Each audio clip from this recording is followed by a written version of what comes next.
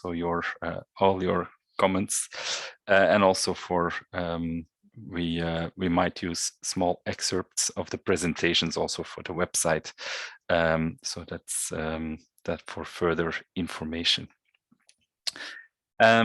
So what are we going to discuss? Because that's of course important. Just a quick update of what UVAR Box wanted to achieve and where we are in the project. So that's the plan of today.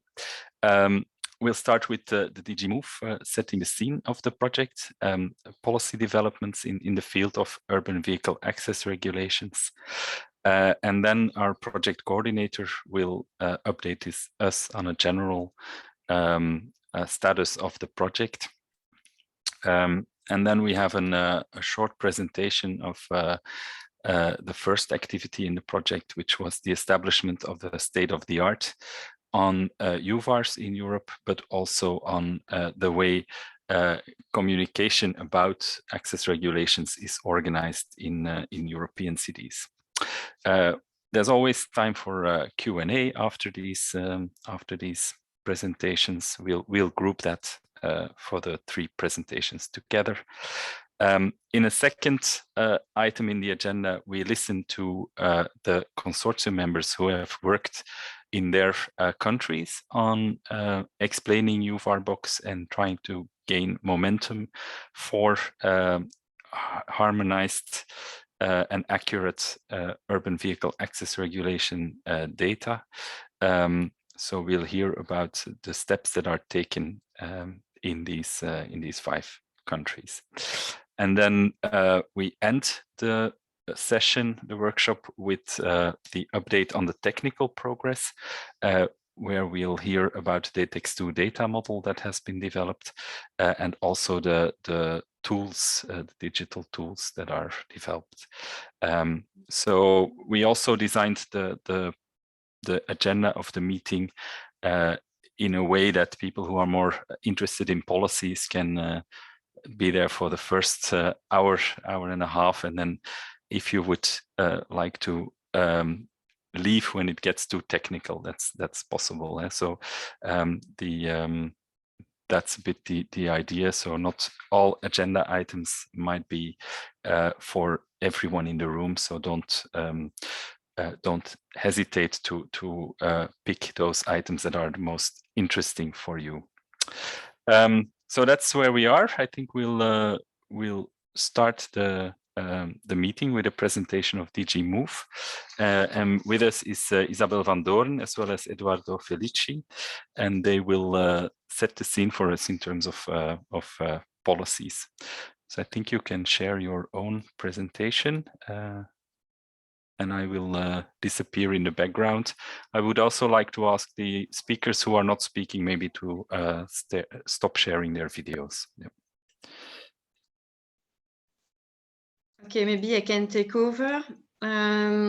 We are quite happy with UVAR Box because UVAR Box is one of the first answers to the need we have in Europe to provide more information, more data about urban vehicle access regulation. Some of you may remember the difficult discussion we had some years ago.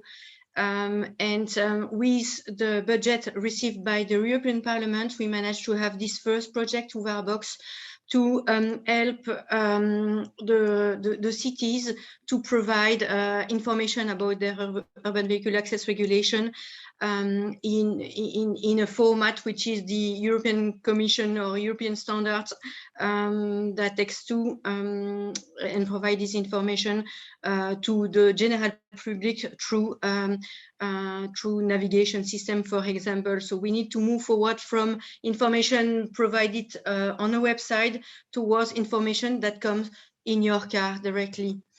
So this UVAR Box is very important. We know that it's not easy. It's not easy for the cities to provide this information in this in the adequate format. So that's why having UVAR Box developed and having the country coach is really an added value of the project. We have our experience with the country coach is very positive. We know that it is challenging for the country coach, and I'm sure that they will share their experience later on. But we see that that's the only way to help the cities in providing the information in the right format. We have just started a complementary project with the second wave of budget from the European Parliament, which is a project which is called UVAR Exchange, which will complement UVAR Box and will go a bit beyond, helping us to solve some of the issue the cities face when they need to access the characteristic of the vehicle to see if the foreign vehicle complies with the rules. We have just started, so it will last several months, and it will also help us to move forward and to see from a Commission perspective what we should do beside and with these two projects. Eduardo will talk about the ITS part of the work.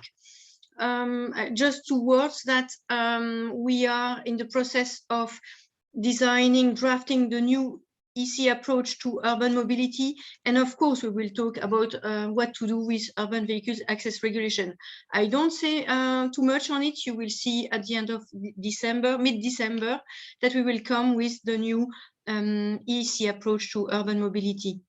I would like to stop here, and I would like to thank the consortium for the good work they have done so far. And I said it again, I really appreciate the work of the country coach. It's really a key tool to help the cities. Eduardo, I would like to give you the floor to move on and to give a state of play from the ITS perspective.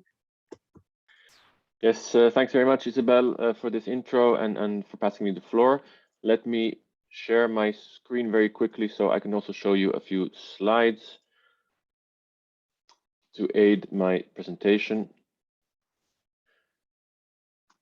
So I will give you an update on the work that we're doing in terms of the ITS directive and the delegated regulation on real-time traffic information services. Now, for those of you who are familiar with this, it will be a quick summary of what we've been doing and positioned as well within the context of course, the work in UVAR Box. So the ITS directive has these delegated regulations which provide all kinds of requirements and specifications for the provision of these kinds of services. So it's the framework directive which we are revising currently, and for which we are revising one of the delegated regulations as well, the one here highlighted in green on real-time traffic information services. Now, just to give you an idea of why we're revising the directive, of course, there are, after the evaluation of 2018, there are some shortcomings that have been found regarding the access to data, for instance, or the collaboration between stakeholders. And of course, since the ITS directive was first drafted more than 10 years ago, we're looking to future-proof it and create a good framework for all kinds of new developments like CITS, CCAM, and MAS. Now, to link it with the work that we're doing in UVAR Box, that you have been doing in UVAR Box, we have looked at 3 policy options. And you can see here that a light touch could be to strengthen the coordination, but we've been looking specifically at mandating the data collection and mandating service provision. What does this mean? It means that we're looking within the ITS directive to see if certain data types which are considered essential, for instance, like UVARs, can be mandated so that the data exists in digital format and is accessible for reuse in all kinds of services. We've seen in the impact assessment that these kinds of interventions do create a lot of benefits. So we're looking to see in which way we can do this targeted intervention and ensure that certain data exists. That's the second policy option you can see here on the screen. And the third policy option is to see if there can be certain services, and we're looking specifically in the realm of safety-related services, which can be mandated to ensure that these services, these ITS services, exist on the road network. As we speak, we're finalizing the impact assessment for this revision, and we're looking to adopt the legal text or the draft legal text by the end of the year. Now, as I mentioned, we also have a specific delegated regulation where we've looked to add UVARs, or at least something resembling UVARs, to the data types. The revised delegated regulation looks at making data accessible for reuse in traffic information services. Of course, that's the main goal also of UVAR Box, is to ensure that data can be reused and used within the traffic information services.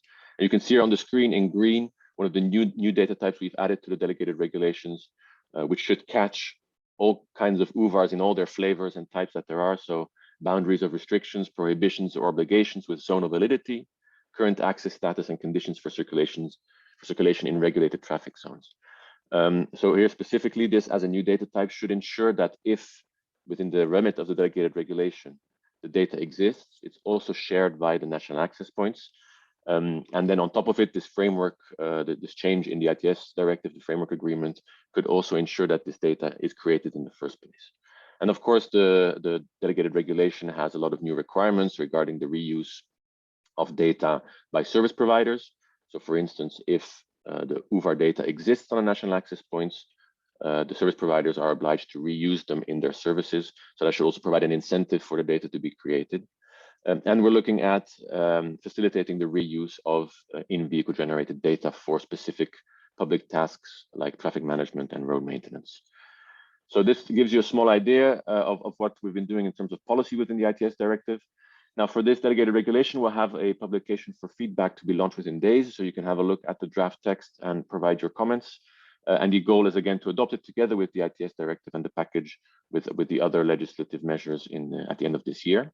And as a last point, of course, I have to mention NAPCOR. NAPCOR is a project which is about to kick off in the coming weeks, where all member states will work together on all these kinds of data-related aspects. So standardization, starting with DATEX II and TNITS, but also at coordinating for the coordination of data access, enforcement of the generation of data and the accessibility of data, and the harmonization of the development of the national access points. So within this project, we are placing a lot of our faith and belief that member states will work together on this and ensure that data becomes more easily accessible for reuse in all kinds of services.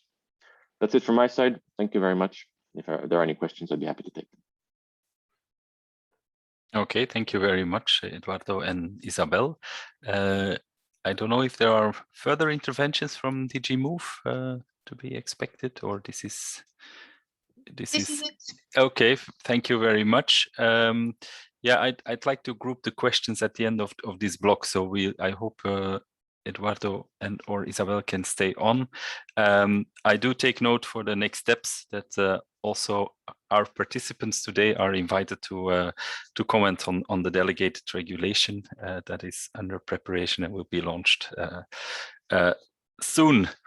Okay, then we move to the second introductory speaker, which is Pedro Baradas. He's active in ARMIS, Portugal, and he's the coordinator of UVAR Box, and he'll bring us a very quick update of the project state of play. Yeah. Thank you, Ivo. I'm going to try and share my screen for the presentation.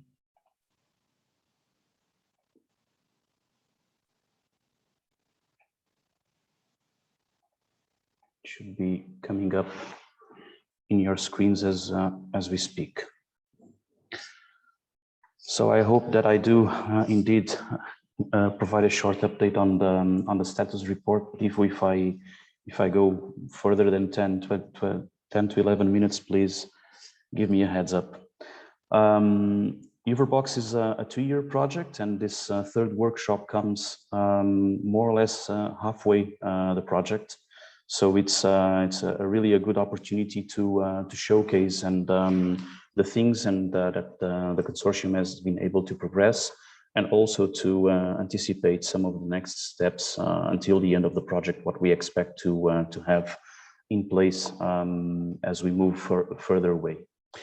For those who are not still familiar with the concept of what a UVAR Box is, UVAR stands for Urban Vehicle Access Regulation. So I will just take a few minutes to explain to the audience what this project is about, and how these Urban Vehicle Access Regulations, UVAR schemes, are issued today. They are basically, they come in 2 flavors, whether they're static or dynamic. So, and you can relate to those with the well-known low emission zones, but also congestion charging, parking regulations, and pedestrian zones.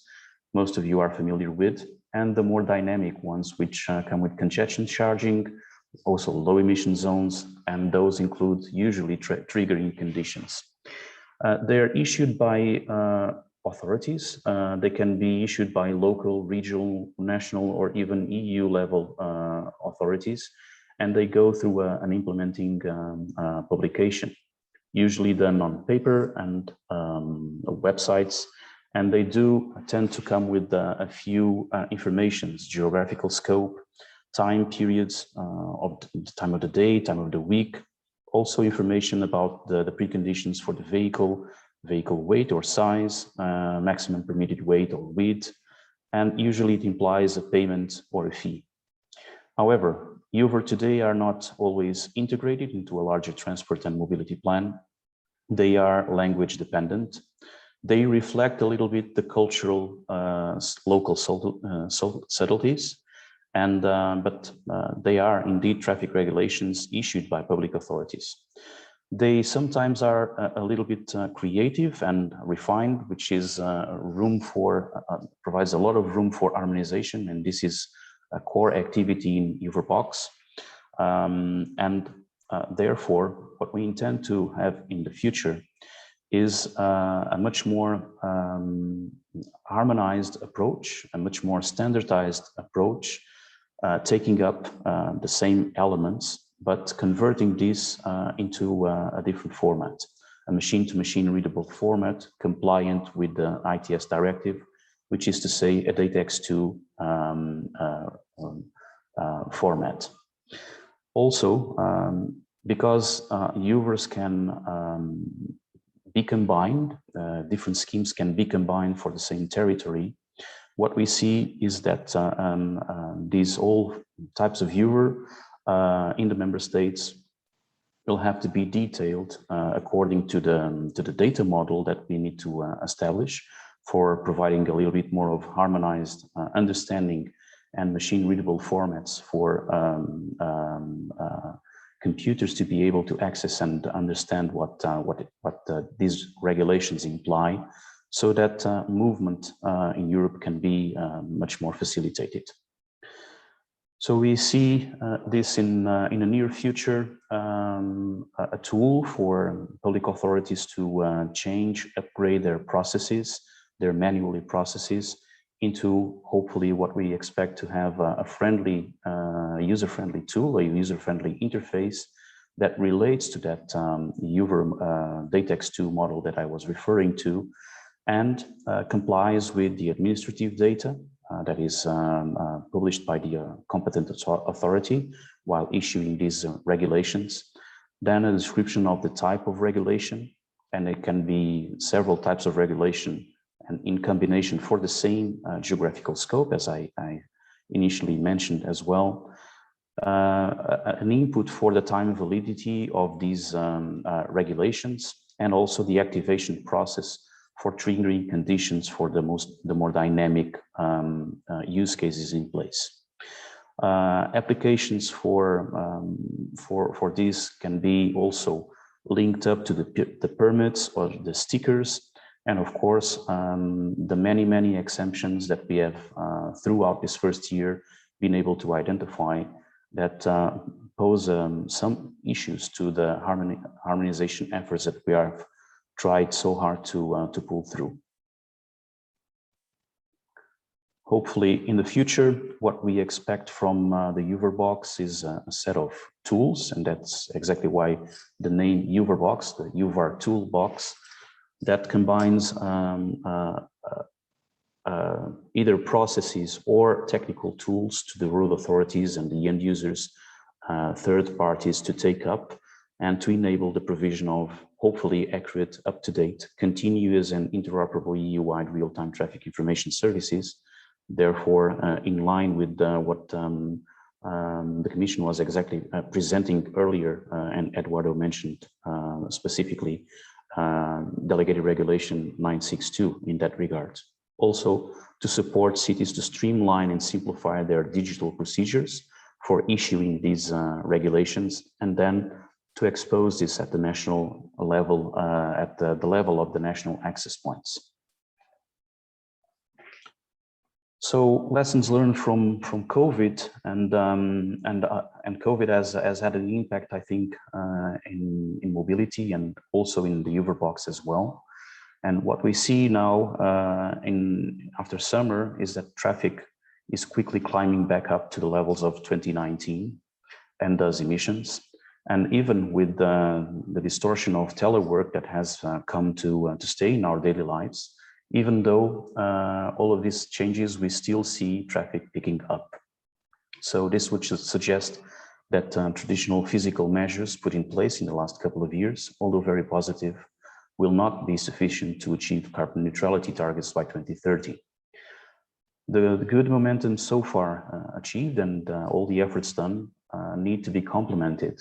And this is a conclusion with much more flexible and dynamic measures of urban use space, reinforcing the role of public transport and combining that with greener and multimodal options. This is to say that we really do need to kick up digitalization in this process, and therefore this UVAR box and this approach that this project is putting forward, I do believe that because it could be a very good insights or provide very good insights on how we can really take up digitalization in the reduction of carbon footprint that we envision for cities by leveraging these kind of tools and this kind of new procedures, and possibly replicating these exercises to other areas that can complement those efforts.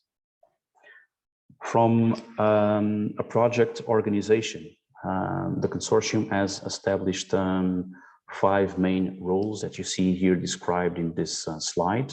So we obviously start with the UVAR data model definition, and the objective is to propose a structured UVAR data model that define and develop that can lead to the finalization of a DATEX II UVAR profile and provide all the encoding details, for example, using MS Word or HTML, that will be aligned with the single digital gateway requirements. So we are trying to combine machine-to-machine readable formats with the publication of the same information, but according to the data model, the structured data model, also for people to read in paper and in websites that cities, authorities can publish. Based on that UVAR model, we then have the UVAR data generation. This is the new data, harmonized data for UVAR, and the objective is to establish organizational and technical foundation for this UVAR data generation to be possible at long term, maintained even after the project has ended in a year time. For that, we take into account also the provision of services, so the UVAR data provision, and the objective there is to support and promote the integration of UVAR data that is and will be accessible at the level of the national access points into pre-trip or on-trip information services provided to end users. Now, at the baseline of all of these 3 big pillars, we have a very strong communication and outreach strategy, complemented with a tool that we find detrimental for the success of the projects called country coaches that we'll be looking into today, and also a definition of a sustainability strategy to make sure that all of the lessons learned and all of the efforts devoted to this project can live after the end of its life cycle. So in a nutshell, in 3 pages, what we first attend to is the data model, which is a complex structure based on UML DATEX.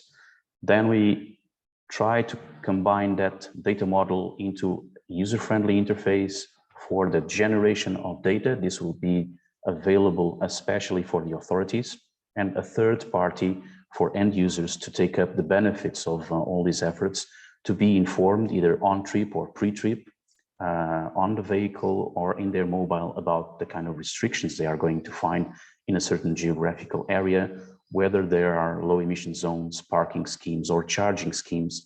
They will come hopefully in the palm of your hand in time to prevent any misunderstanding of the conditions you are going to find.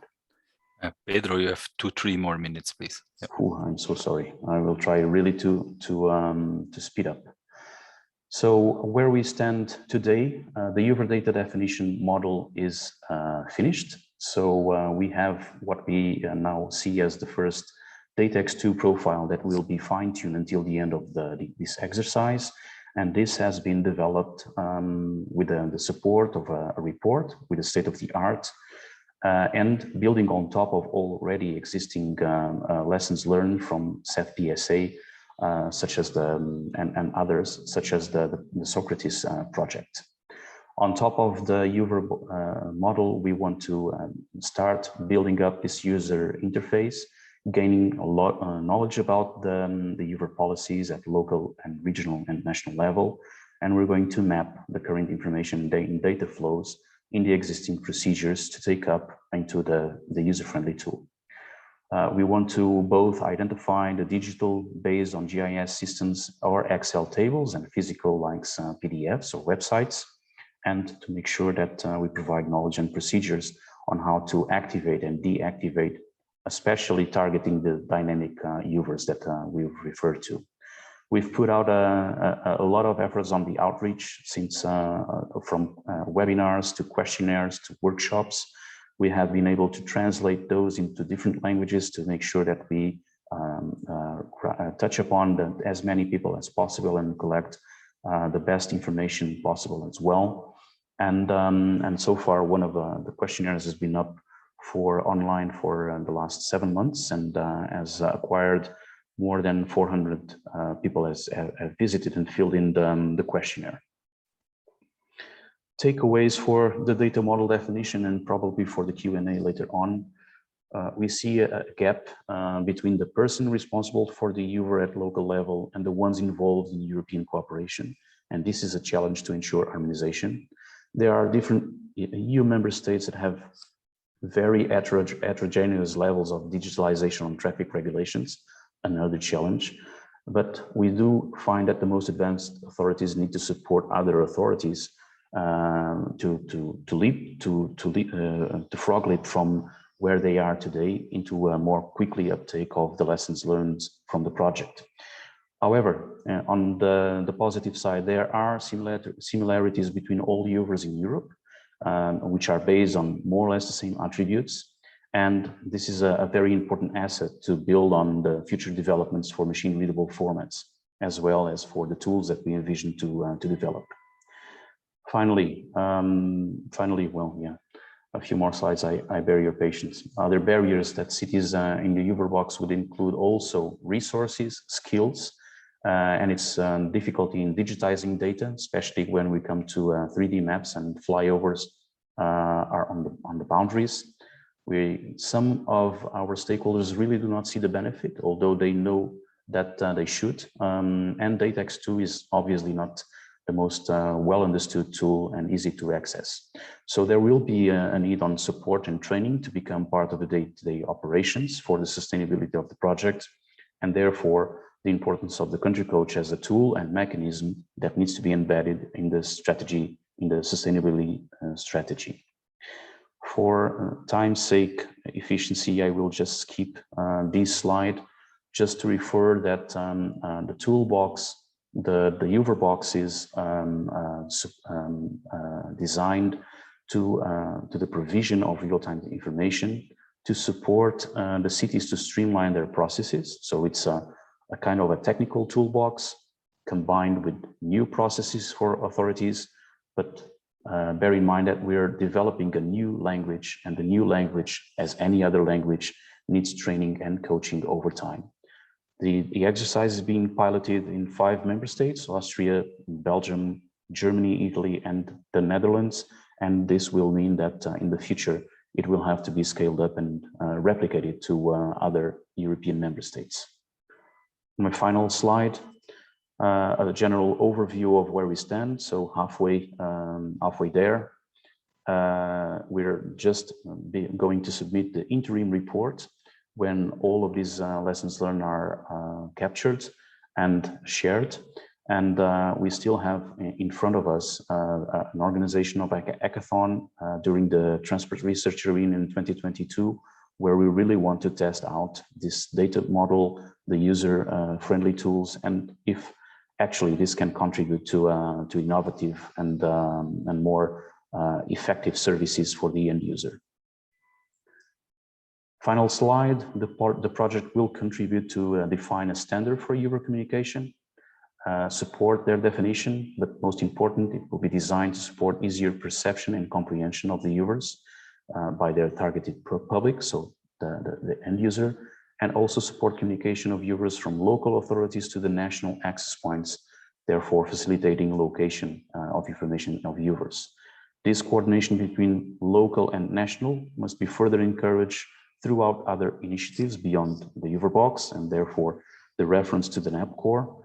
And future work should be supported to complement the UVAR box overview. Obviously, tasks that are not included for the UVAR box upcoming activities, but will be presented as recommendations for the next steps. Thank you for your attention, and apologies for taking up so long. Thank you, Pedro. That's not a problem. I think it's important that we get a good overview of where the project is, and it also touches upon several elements that will be addressed later in the workshop. While Manon settles in for presenting the state-of-the-art report, I would like to highlight two comments in the chat also, one from Timo Hoffman, who writes on behalf of NAPCore that they are also fully committed to make these tools work. You can read the full comment also in the chat. And also from Fernando Liesa from Alice, the logistics technology platform, who also writes his network's position on the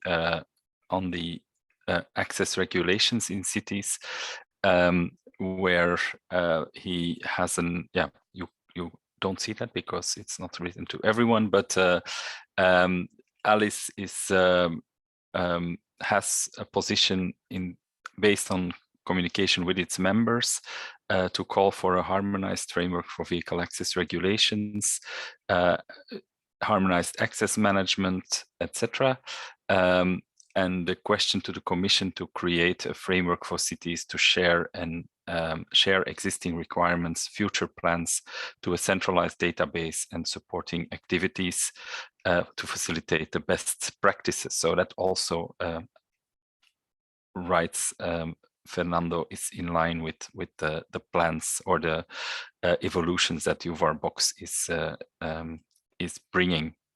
There's also a question of Christian, who asks how authorities will be incentivized to use this, and that will be the second session. So Christian, stay with us and you will hear what we are doing to have authorities on board.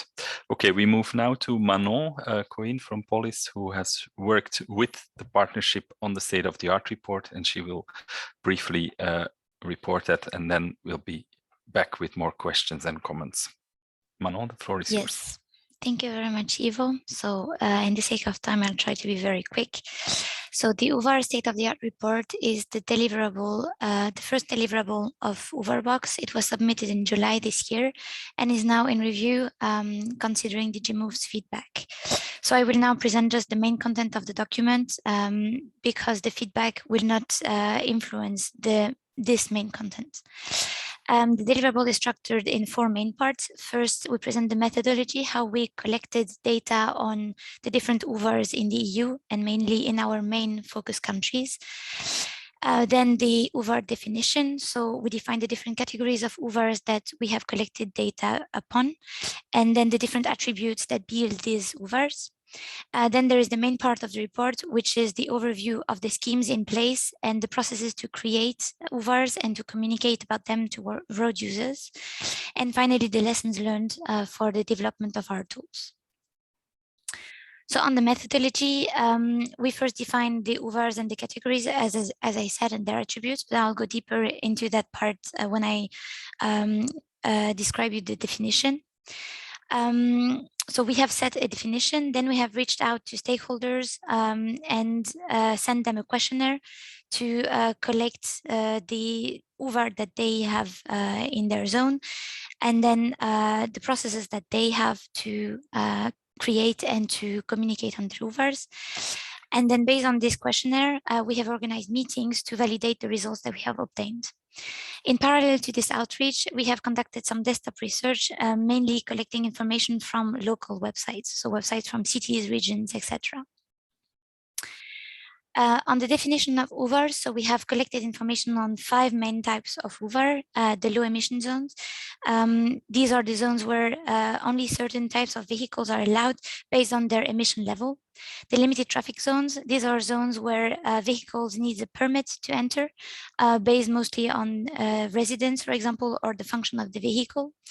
Then congestion charging schemes, these are zones where you need to pay to enter with a vehicle.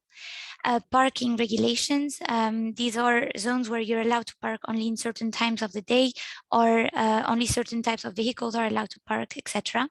And pedestrian zones that are pedestrian only used zone, so there is a ban for vehicle. So these are the 5 types, and then the main attributes of all the UVAR types, basically. So an UVAR regulation includes always in administrative data. So who is the responsible authority to adopt the UVAR, and what is the process to adopt the UVAR? Then the type of regulation, so whether it is a ban, a payment requirement, etc.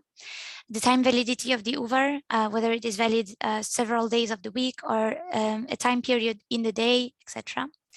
The activation process, this is mostly for dynamic UVARs. For example, when there is a pollution peak, what are the criteria to start the UVAR, who starts the UVAR, etc.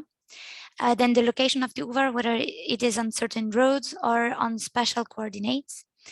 The applicability condition of the UVAR, so what are the conditions to be granted access to a city? And the exemptions, what are the vehicle categories that are allowed to enter a city that has an access regulation in place? The registration process, so the process to be granted access to obtain a sticker or a permit, for example. Then the enforcement methods, whether the UVAR is controlled through cameras or physical barriers, etc. Then the penalty fee, which is the amount that you need to pay when you violate an UVAR. And finally, the signage, so how it is indicated to road users through static or variable signs on the road, for example. So these are just attributes that we have used to kind of give a picture that is harmonized of all the UVARs in Europe. So then the main part of the report, the schemes and processes in all the different EU countries. So we have structured it per country, focusing on the 5 main countries that Pedro mentioned already. So Austria, Belgium, Italy, Germany, and the Netherlands. And then we have a 6th part on the other countries, but this part will be reframed following the feedback from DG Move.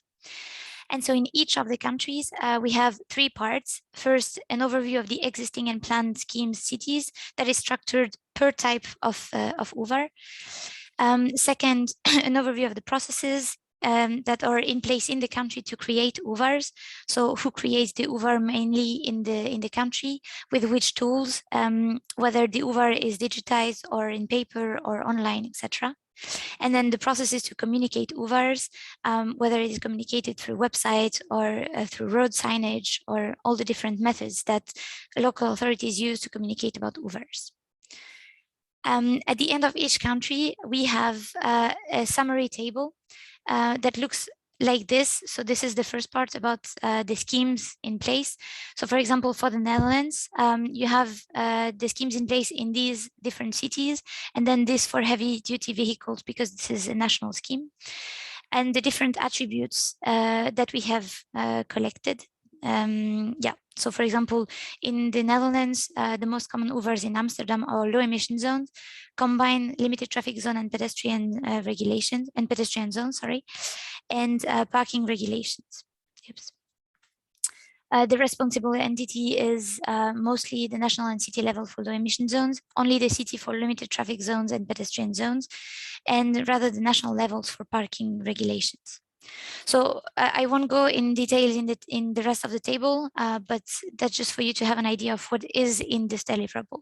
And that's the second part of the summary table in each of the country, where we summarize mainly the processes to create UVARs in the country, and also to publish and disseminate these UVARs. And then we also provide some links with examples of UVARs in local authorities in the country. Finally, the conclusion, lessons learned for UVAR Box. The conclusion of this deliverable are that there are common attributes for all UVARs in the different cities, in the different countries, and for different types of UVARs. There is always a responsible authority. There is always, like most of the time, a time validity, a localization. Well, so there are attributes that are common, which is a good point to develop our DATEX II model, which will be presented a bit later in this workshop. But there is then a lacking standardized digital format for UVARs, but this is also an uptake for us for the DATEX II model.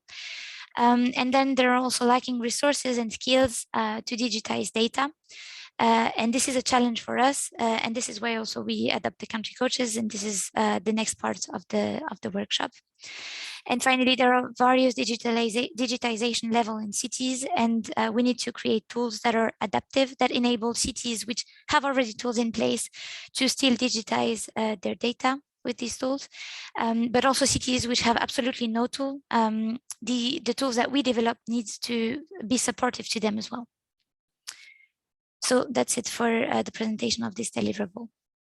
Okay, thank you very much, Manon. And I think, yeah, this also at the discretion of the Commission will be published at a certain moment. It's close to finalization. So thank you. We'll dig into a couple of comments and questions with regards to this these three presentations. Looking first at the chat, where my colleague Suzanne writes that it's good to see acknowledgement of the challenges faced by public authorities. I think both Pedro's as Manon's presentation have shown that there is there are a couple of issues with regards to skills and capacity that we have to overcome in our project.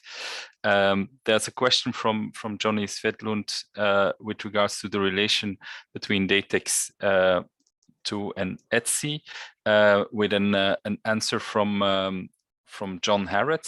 I will post that, or if Manon, if you could post that into the everyone category, then we can read it all, because it's now only written to hosts and panelists. So a quick copy paste there could help Johnny to read the answer of John Harrod, which is a member of the consortium. Okay, then moving to the Q&A, where we had the kind answer of Eduardo already to Suzanne's question with regards to the actual scope of the data that needs to be shared on the NAP. So you can find the answer there as well. But there's one more question, and maybe Pedro can answer as well, or it's maybe in general question also about data ownership in the context of the ITS directive maybe.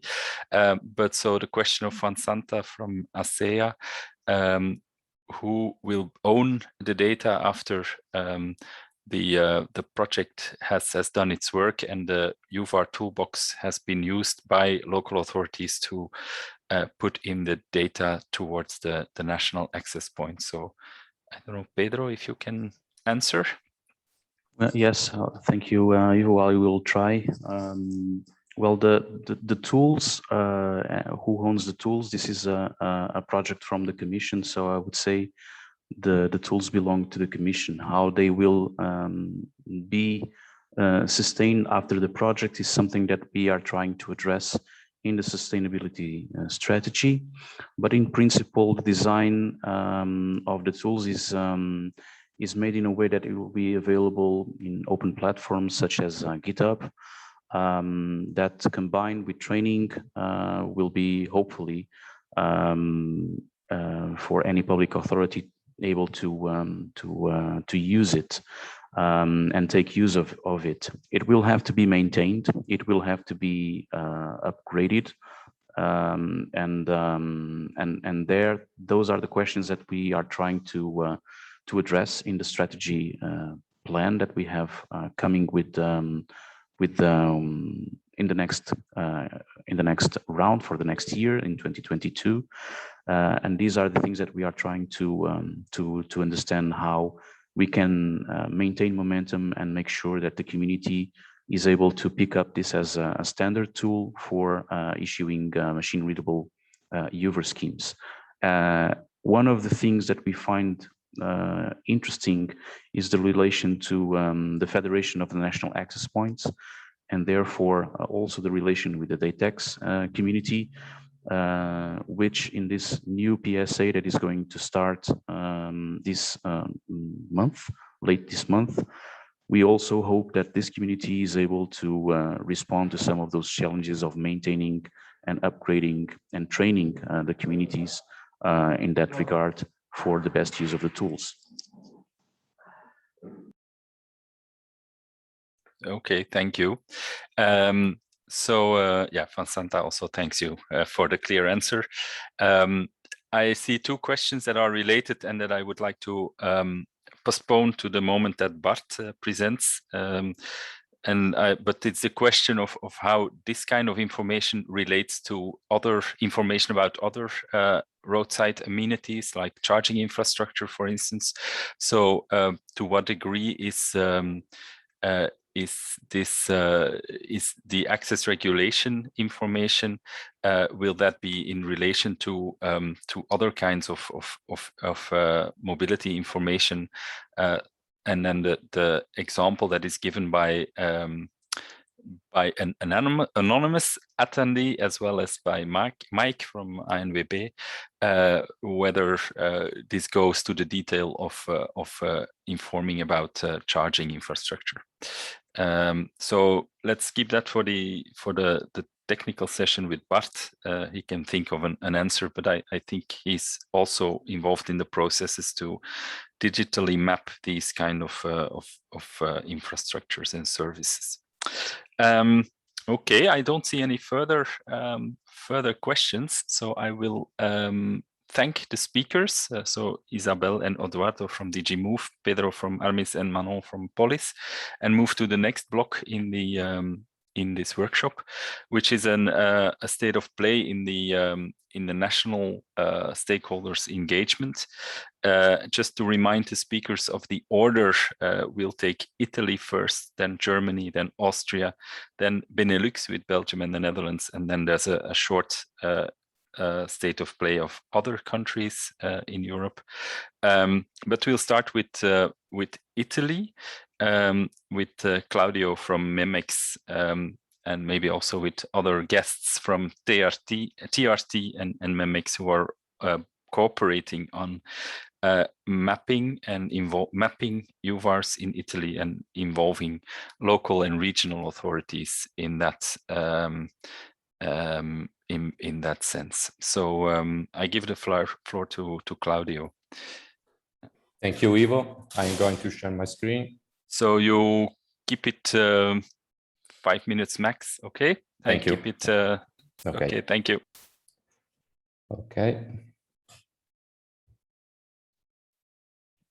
Okay.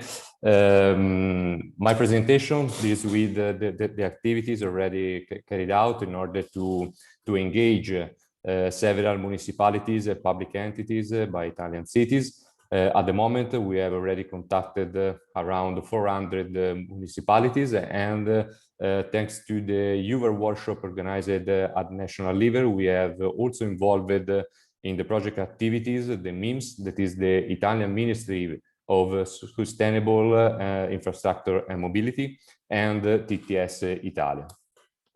This has been a very important event because beyond the MIMS and TTS, we have also involved some of the main Italian cities as Milano, Verona, Roma, Parma, and Lecce, which have already implemented several UVARs. And in some cases, they started with the digitalization of the information.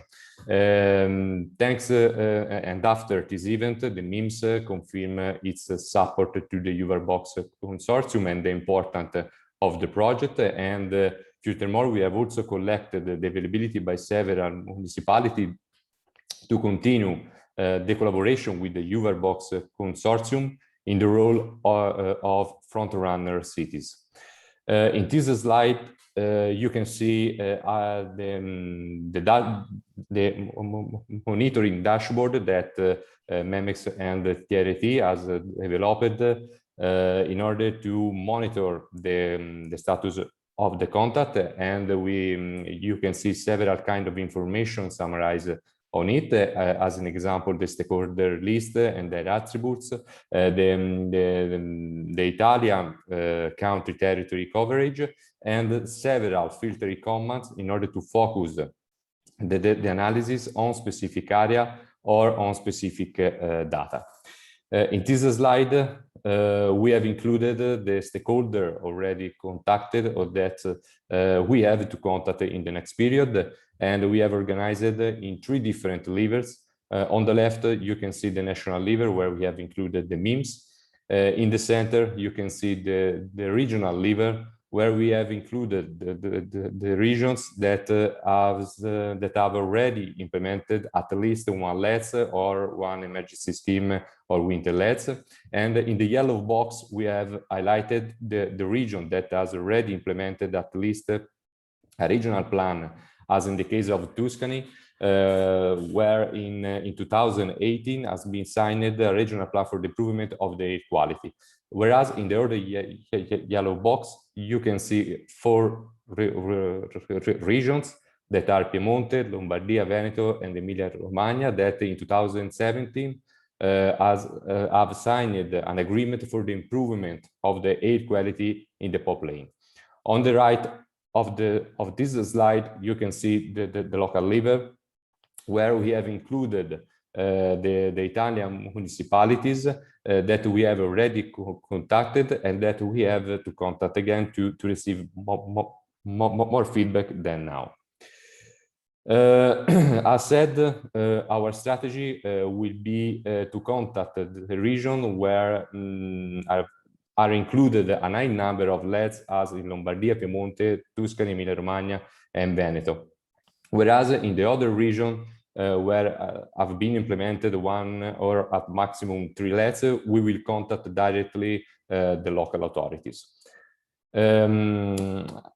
We like to underline the importance of the pop lane agreement that has been signed in 2018. In fact, thanks to this initiative, some cities started to digitalize the information related to the UVAR, and this could be an important database to be imported into the UVAR Toolbox or to be standardized into DATEX II model. So my last slide is about our next step. In the next period, TRT and MEMEX will continue the cooperation with the MIMS in order to be supported to contact the regions. And with both of them, we will contact the local authority of interest.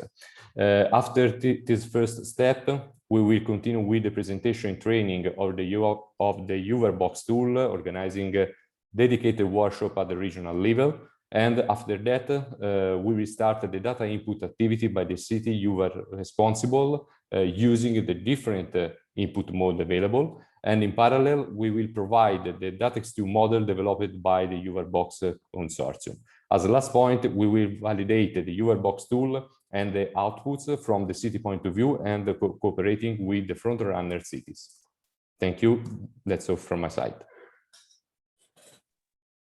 Okay, thank you very much, Claudio. Very impressive. I think it shows also the that we draw on the conclusions from the state-of-the-art report, where the idea is to understand capacities in the different governments we work with, as well as the interplay between national, regional, and local level. And I think you're building a framework that is built to last also. So it's not the idea to have the information once, but when it gets updated, that we also see that appear through the UVAR Box tools.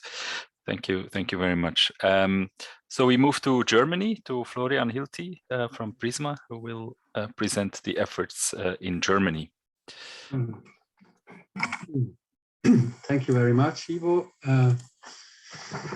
Welcome from my side, everyone, this afternoon. I'm very happy to present now the state of the art from our side. I just try to remove here the pictures that you can see a bit more. And yeah, I wanted to start with what we have done so far.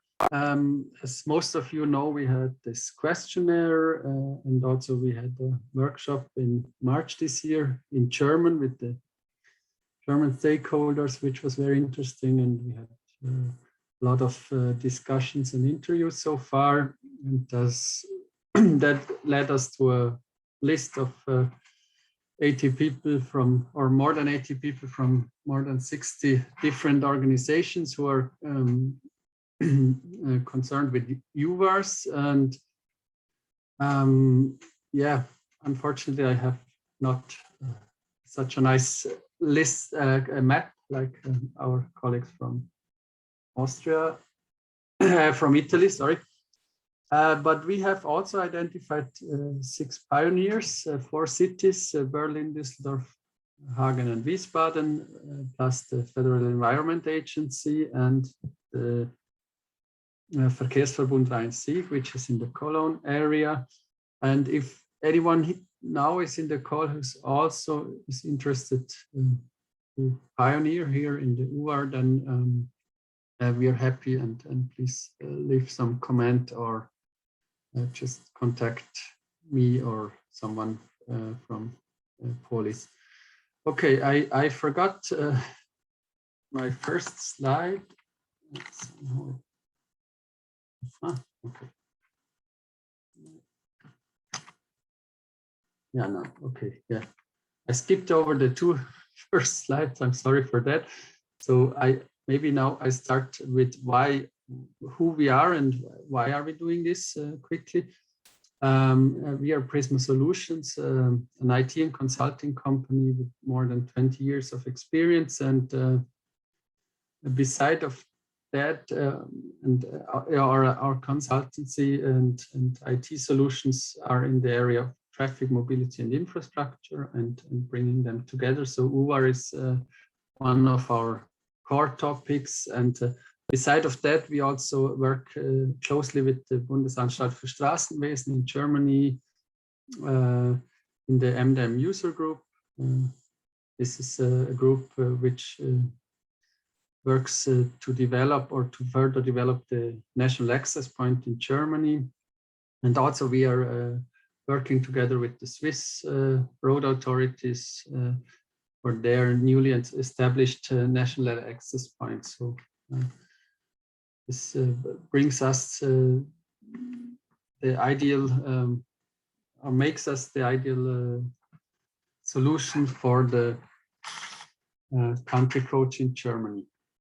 Okay, so quickly, what are the most important UVARs we have in Germany? You can see in the graph on the bottom right side that mainly parking regulation and pedestrian zones, as well as low emission zones and limited traffic zones are the most important ones. But we also found out through our research that responsibilities are really different and heterogeneously is distributed, and also they depend a lot on the type of UVAR. And to give you one example for that is, for example, the city of Berlin. Okay, we all know it's the biggest city, it's the capital of Germany, but on their behalf, the responsibility for the low emission zones and the limited traffic zones lies in the hands of the city. They work together also with the state on that level, but then the pedestrian zones and the parking regulations are in the responsibility of the districts, which makes it really hard, to make the process work and to get everyone involved. And but mostly in Germany, it's on the local or municipal level where UVARs are done. So this one we already have seen. We have the 6 pioneers, and the next steps. It's already my second last slide. One more will come. So at the moment we are developing a tool the UVAR Box tool. My colleague Thomas will tell a little bit more about that. And we are continuously identifying new stakeholders, more stakeholders. We have in total a number of 100 cities who have UVARs or who have low emission zones also, or most of them have. And so we are continuously trying to reach out to more stakeholders. And also what we are doing at the moment is evaluating the involvement of regions such as the region of Stuttgart, Frankfurt, also Cologne, to get involved and support us with small cities, because especially in these regions we have smaller cities who have UVAR data, but they don't have the resources to use a tool or someone who could do it. And what we plan in the next couple of weeks and months is when the tool is finished, that we introduce the data model, of course, and the UVAR Box tool and all the possibilities around it, which is also important for you to know. We not only offer a toolbox, but also an interface or two different interfaces where you can upload data you already have in an existing system. And then also we will start with the implementation and training of the UVAR Box tool in Germany. And my last slide, we have some challenges. Most of you who work at the public authority will know that time resources are very precious, very limited. And also we have some complexities. I know from another city in Hamburg, there for some UVARs, 3 or 4 units and even more. So people will be involved in putting up such an UVAR, and that makes it extremely difficult also. And what we've seen with the example of Berlin, with the different responsibilities. Then also we have in the big cities existing systems, software systems, which are used to handle UVARs and manage them. So these have to be considered as well. And which is also a challenge we found out is to get in touch with the actual user of the UVAR Box tool, because most people like you who are interested in the, or at least in Germany, it's like this, that most people who are interested in EU projects, they are not that much into doing the UVARs themselves, because they are more maybe on a management level.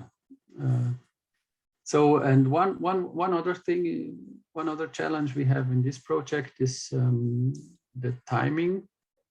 Once we need a profile on the national access point, and also we need a tool that we can go on with our further steps. But on the other side, and that's the hope, topic is this topic is very important for many cities. And also when I see now that we have so many participants, more than 70, excluding the presenters, so it's really great. And also the stakeholders are really interested to get involved in the project, and most are also willing to provide data to support the project. So, and yeah, where's a will, there's a way, and we are going to find it. And that's how I close my presentation for today. Thank you very much. Thank you very much, Florian. Yeah, I like the way you presented the challenges as well as the opportunities you see, and also the positive feedback you had from the community you're working with. Curious if that's also the case in Austria with Martin Böhm, who is managing the process there for Austria Tech. Martin, the floor is yours. Yeah, thank you. Good afternoon. I'm just trying to share my presentation. Yeah, that's working well. It's still Not in edit yet. mode. Yeah, but, so yes, here we go. Better. Here we go. Okay. Yeah, good afternoon. For Austria, the country code is done by AustriaTech. AustriaTech, we are a federal agency, 100% owned by the Austrian Ministry of Climate Action, which includes as well transport. And we are very much looking on this transformation and change processes which are currently ongoing in traffic and mobility. This includes, and I guess all of us know it, sharing, automation, but it includes as well data access and data management.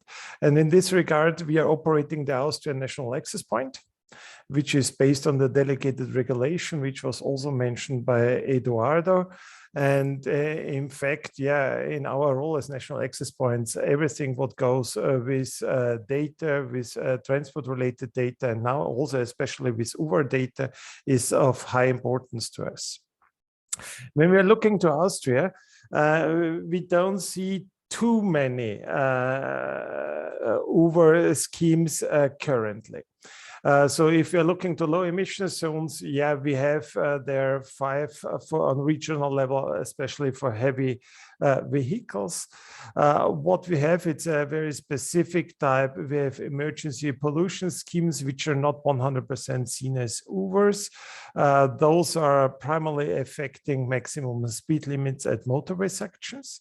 So that means if the pollution is exceeding a specific threshold, then the speed limits are set, they are reduced. We have also specific emergency schemes in the city of Vienna. Others might follow. But what we have, and this is currently a very high-level topic in Austria, it's parking regulations. We see that Austrian cities are currently approached by several service providers providing access to their short-term parking regulations, providing access to their data. And we see that data is existing, not everywhere, but if data is existing, it exists in several formats, in different formats. We see that the cities are currently approached, as said, by service providers, looking also for data in proprietary formats. And here, we here from the UVAR side can provide a kind of answer, a kind of support to city authorities, to road authorities, to provide data in the European specified format called DATEX II. And of course, what we also have is a lot of pedestrian zones. Saying these things, we see that UVAR and UVAR Box is highly important for us. And what we also see is that we especially need to speak to road authorities, and I will explain that in detail also on the next slide. What we have done so far is we spoke to data holders and technical experts. This especially also to have a look on the DATEX II profile, which was developed within UVAR Box. We also spoke with the data holders, what is existing today, in what formats is data existing. We also have had a dedicated national workshop. But most importantly, at least from our side, is discussions with the expert at the ministry level. This especially as we see in this change, in this mobility change towards a climate neutral mobility, UVARs can play a crucial role. We can think about dynamic UVAR schemes, not static one, dynamic based on the current environmental situation. And when doing so, in parallel, we also started a discussion about the digital publication of a regulation. We all know that currently a regulation is published via, most times, road signs, the physical representation of a regulation. What's about a digital publication? If we succeed making really digital publications of regulations, and if we succeed to have dynamic UVAR schemes, then we can really dynamically influence the mobility behavior based on the environmental factors. And that's a discussion that's of high interest also to our ministry. So what we're doing currently is, on the one hand, fulfilling the requirements that are set not only by UVAR Box, but also by the revised delegated regulation, which is up to come. But we are also looking to the future potential of the work we are undertaking. So the next steps from the Austrian side, we are currently strengthening the cooperation with the Austrian Association of Cities and Towns.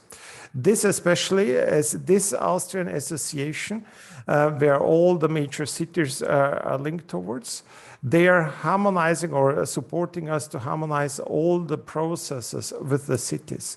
They are the intermediate to discuss UVARs and access to UVAR data with all the cities.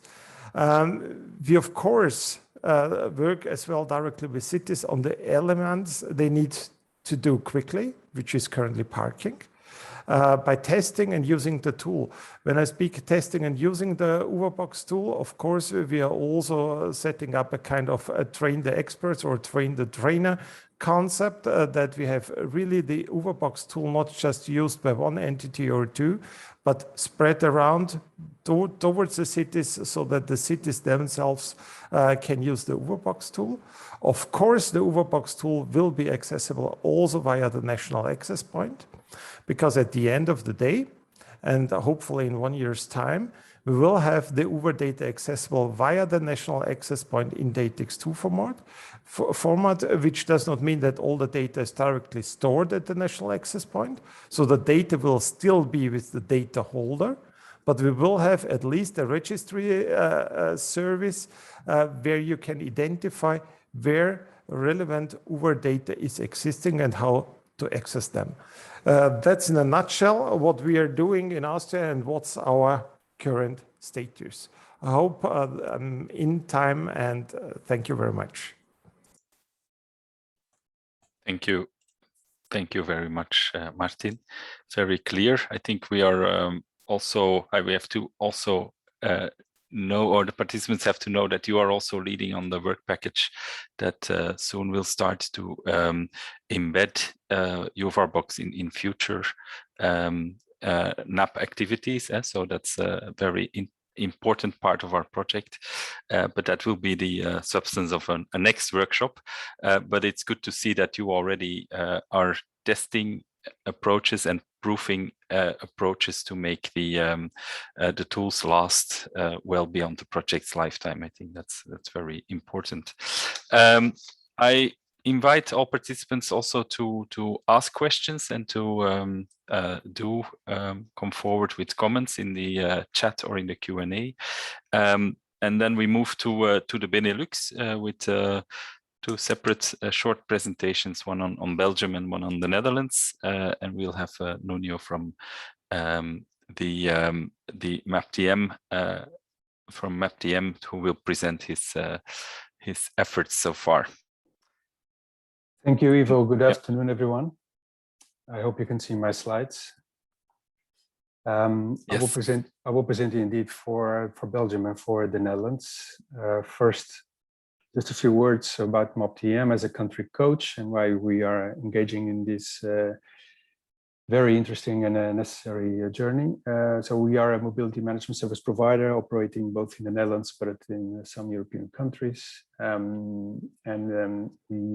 We support in the development of mobility innovation and digitalization initiatives with our clients, mostly public and private mobility organizations. And we are very much focused on operational implementation of these digitalization initiatives.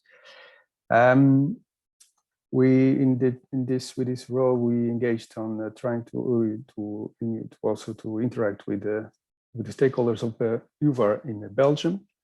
And like Pedro said, and also you've heard already before, we started just identifying all the national frameworks that are related with the UVAR, both on policy making, but also on a digitalization aspects. And in Belgium, it's a mix between national frameworks and regional and city policies and regulations.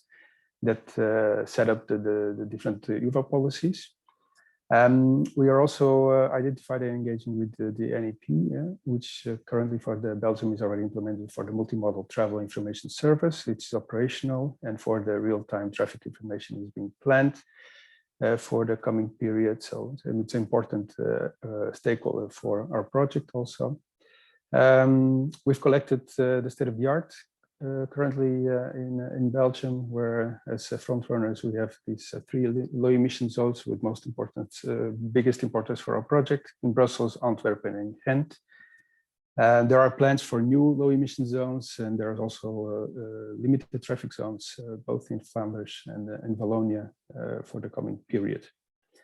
And interesting is also it's also part of our scope of a project is the congestion charging scheme that is planned to start in Brussels. We are in contact with the organization, with the city, and with the region implementing this, and we are doing our best trying to make it also in scope with our UVAR digitalization activities, something to be followed next year. Mainly the UVAR digitalization activities so far are city driven, and cities, especially the front runners, they digitalize themselves using their own tools. They make it available via their own open data portals, and some of those data sets, some of these rules are already also available via the NAP, the current NAP. Original digitalization program, let's put it this way, mobility data program, mobility data program, supporting also mobility digitalization activities. That's the one that we were able to identify in Belgium so far.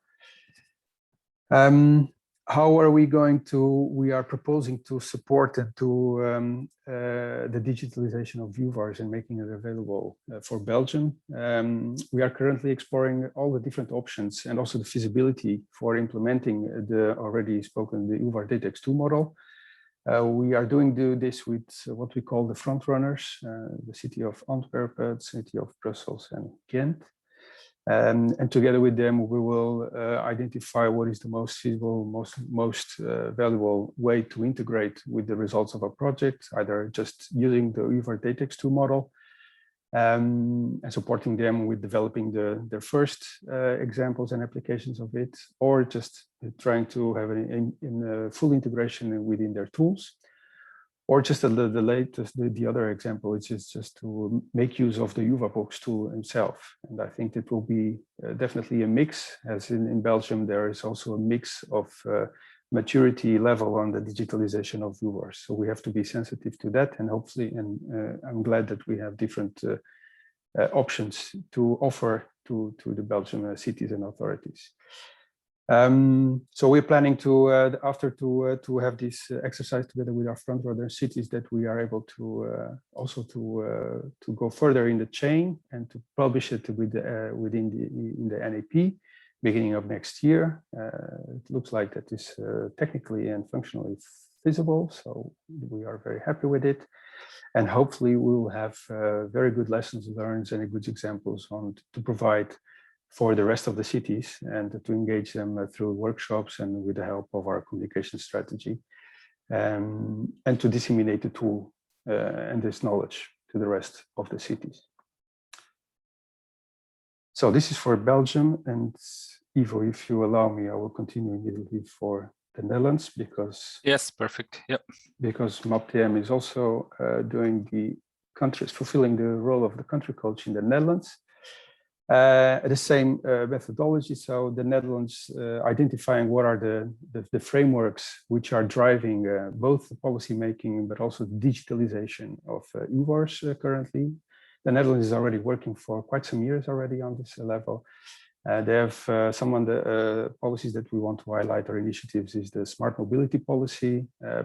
This aiming at to scale up to mobility digitalization, and as such also the regulations, the UVAR regulations. There are also already for some time a national framework for the implementation of low emission zones, supporting cities and the development of policies, but also in the implementing of the measures and the services.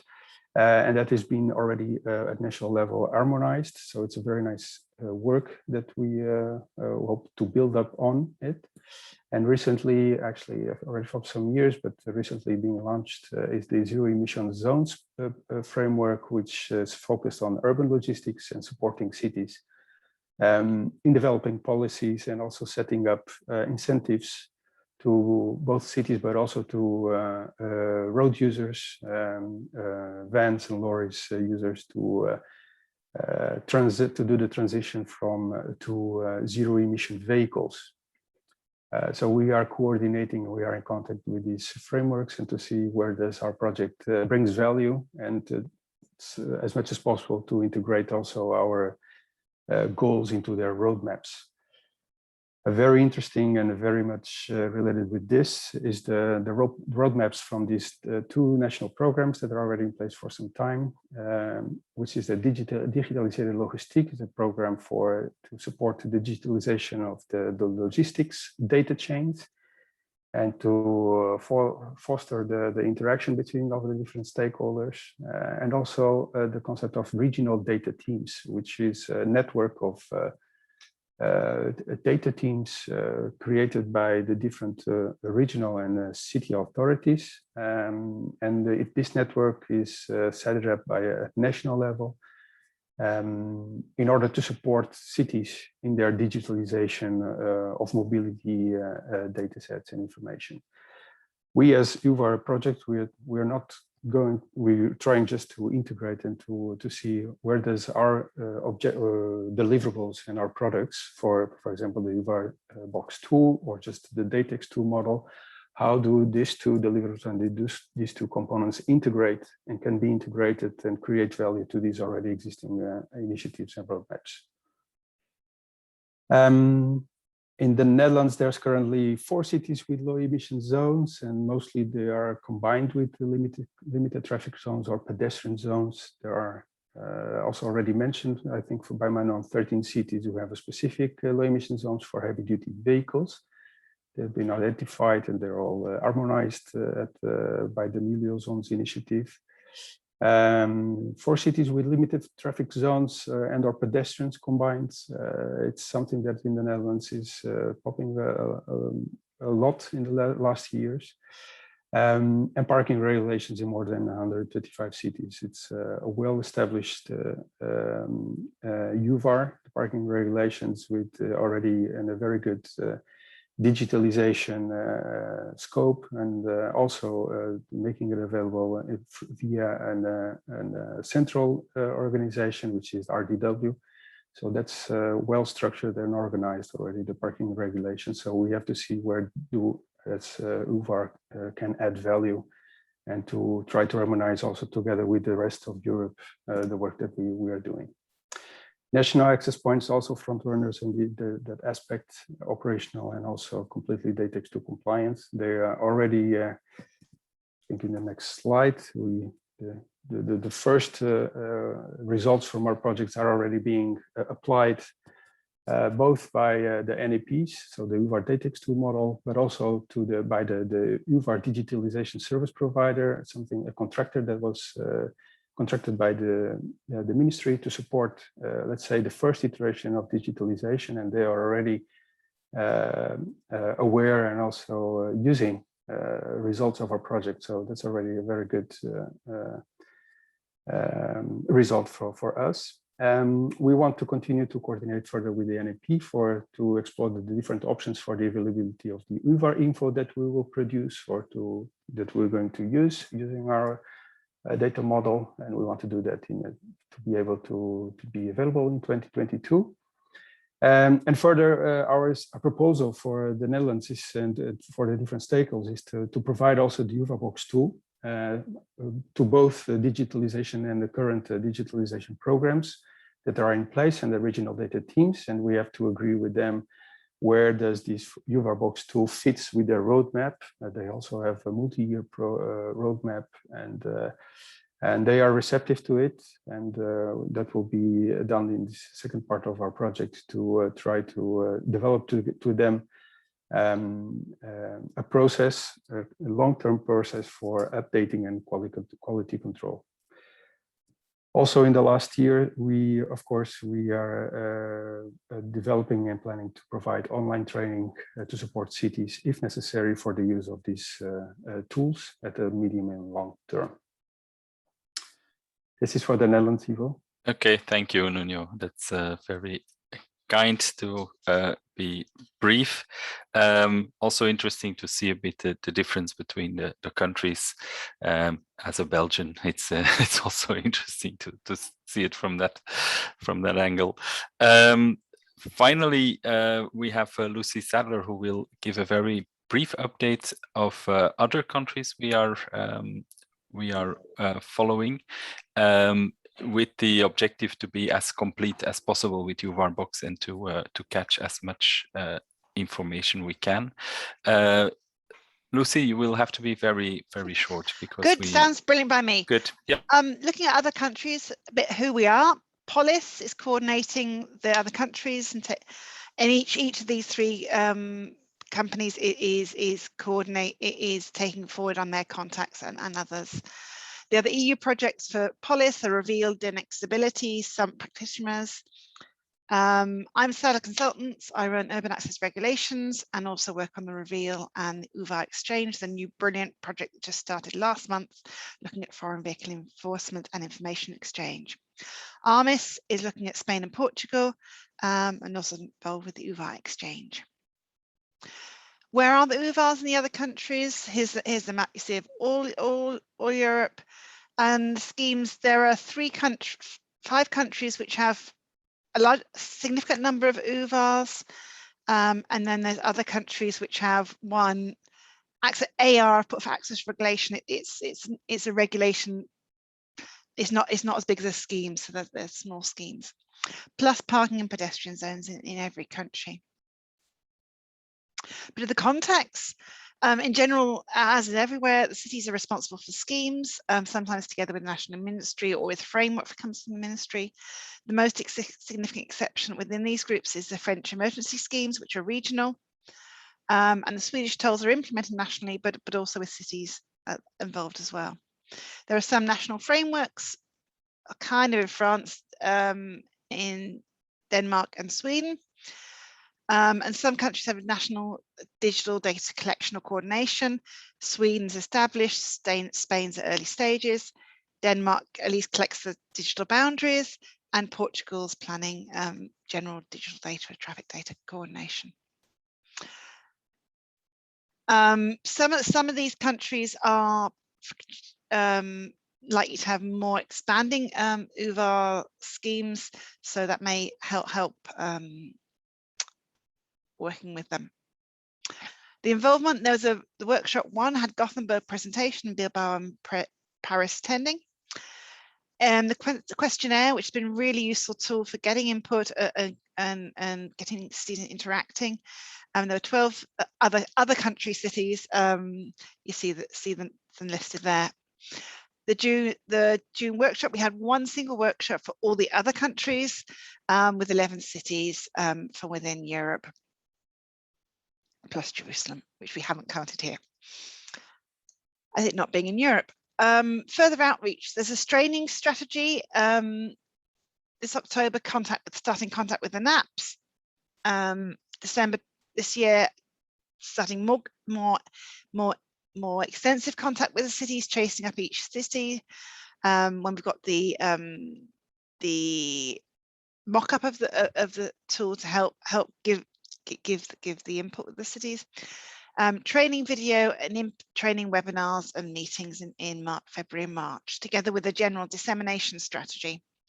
I've got the list of the cities with 2+ UVARs and just with 1 UVAR.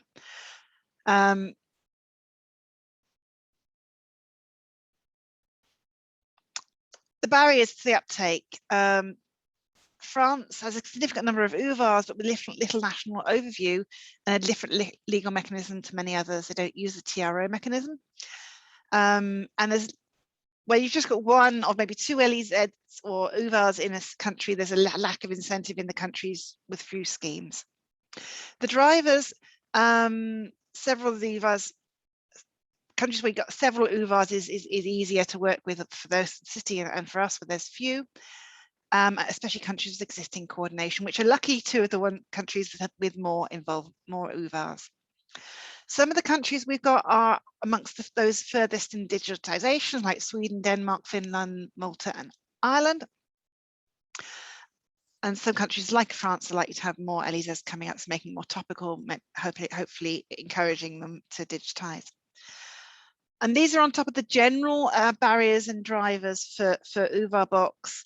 The general barriers, some of them have been mentioned before, are the lack of resources, lack of prioritization able to be done within the local authority, getting the politicians to prioritize data digitization as opposed to healthcare, social care, etc.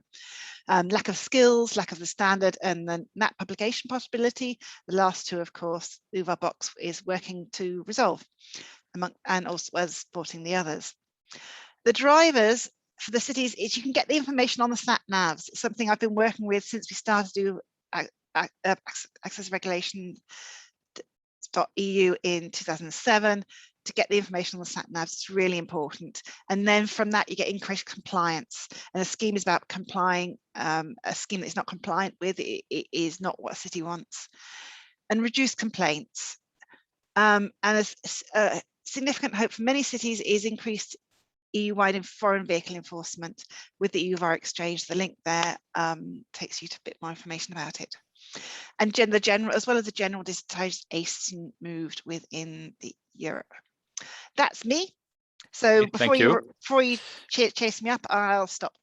That's Thank you, Lucy. slide. And maybe if you can put the link also in the chat, that would be good, because I will do. this is not people cannot access it when you when you share your screen. Thank you. Absolutely. There's a question maybe to all of you coming from Olivier Lenz from FIA. So we mentioned always like, okay, we will map current and also planned schemes. And how do we deal with these planned schemes? So when do we start considering a plan to be sufficiently valuable to be included in our UVAR Box activities? And then Olivier also adds a number of other elements that that are there. So when is the time ripe to start informing, or do we only look at schemes under implementation? Martin raises his hand. Yeah. Yeah, thank you. Thank you very much also for the question. Yeah. The big element and the big question is where to place the UVAR Box. If you're already in the process involved where regulation is prepared, when you have already the lawyers somehow here committed to UVAR, that's what I spoke about, the digital publication of a regulation and the physical publication of a regulation. As soon as a regulation went through, then there is also a publication date. So if a regulation comes into force, we need to ensure that with the UVAR Box, with the digital information of an UVAR, this information is also put through. That means as soon as the regulation is there, ideally also the data is accessible. And then you have also the date from the due date for the single UVAR data. So it's very important to have a look on the decision-making processes to ensure that all valid information is available as UVAR data via the national access points.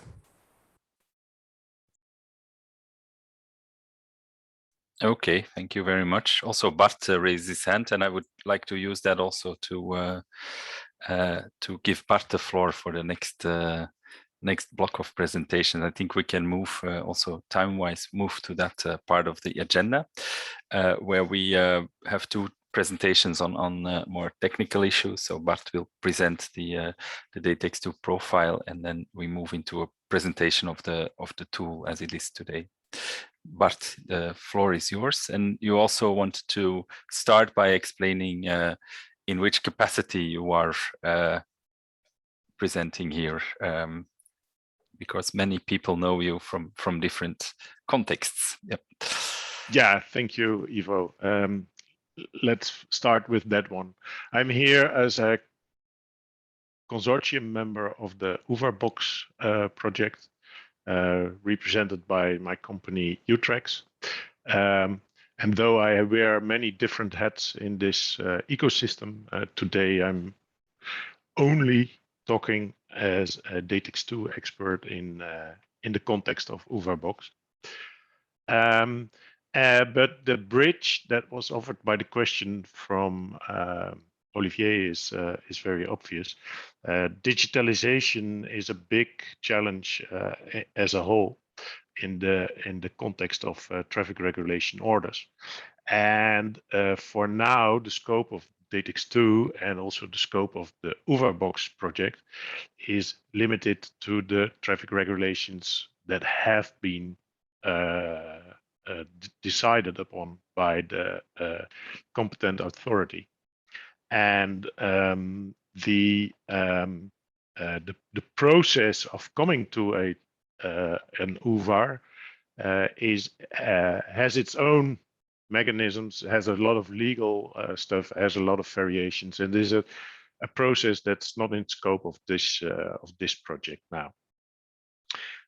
So having hopefully made a bit more clear that scope of the UVAR in UVAR Box and DATEX II, I will take you on a small journey through coming from a traffic regulation order to a DATEX message.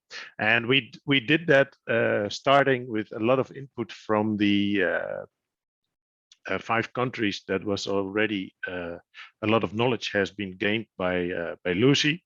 And we took the use cases of Aachen, Antwerp, and Amsterdam as the basis of detailed requirement engineering for the UVAR related data models. And this is I'm going to show you how we've combined the models to one coherent set of information.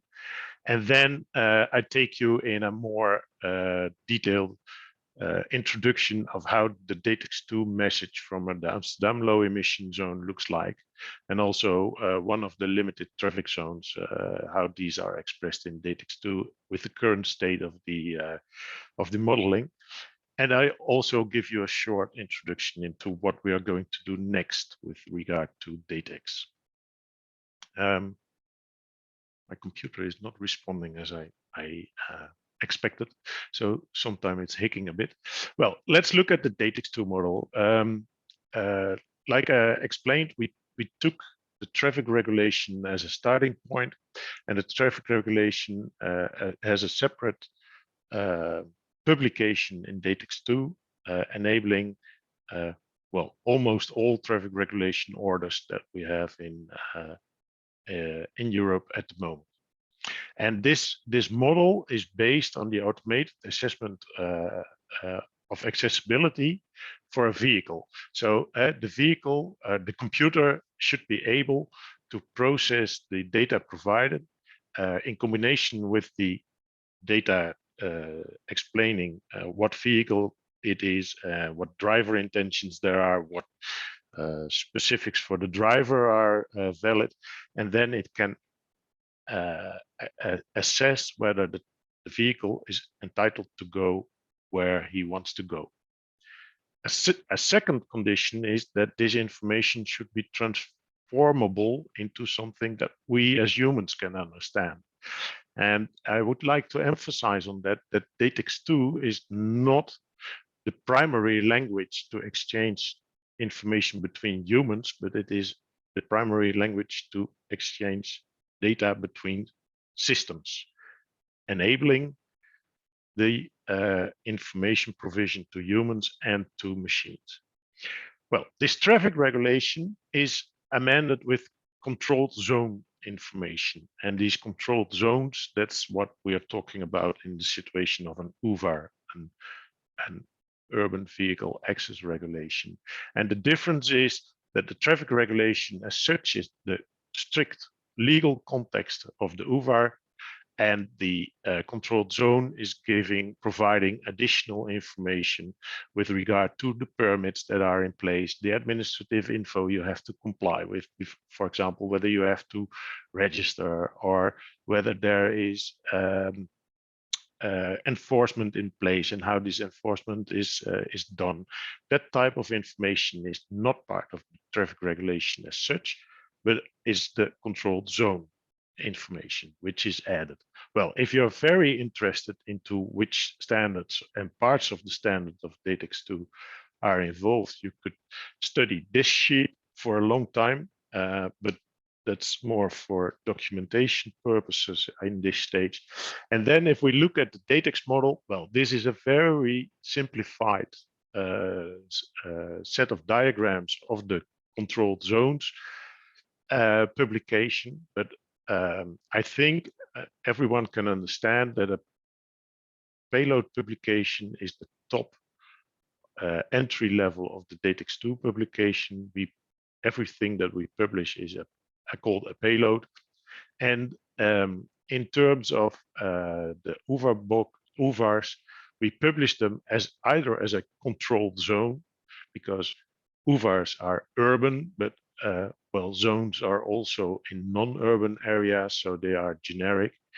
And they are either published as a zone in a table format, or they are dynamic activation. They have been mentioned already quite a lot, that based on environmental conditions, crowd conditions, well, a lot of different conditions, but the activation could be dynamically, and that's part of the model that we've developed as well. Well, this controlled zone is based on has the option to carry an urban vehicle access regulation, which is a special type of controlled zone. And the controlled zone itself is based on a traffic regulation with conditions, and the conditions are telling you that for all vehicles, access is not allowed if you are a diesel. And that's a set of conditions. I'll go into that in more detail in a few slides.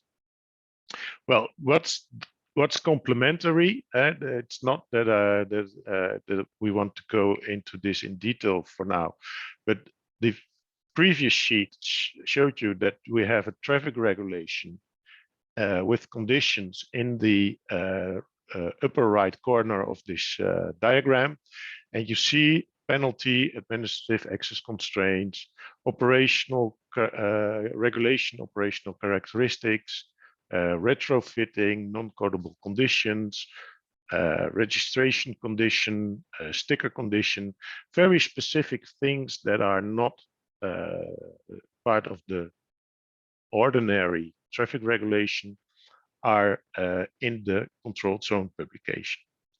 Well, having said that, this gives you a well-structured idea of what is all thought of in the model.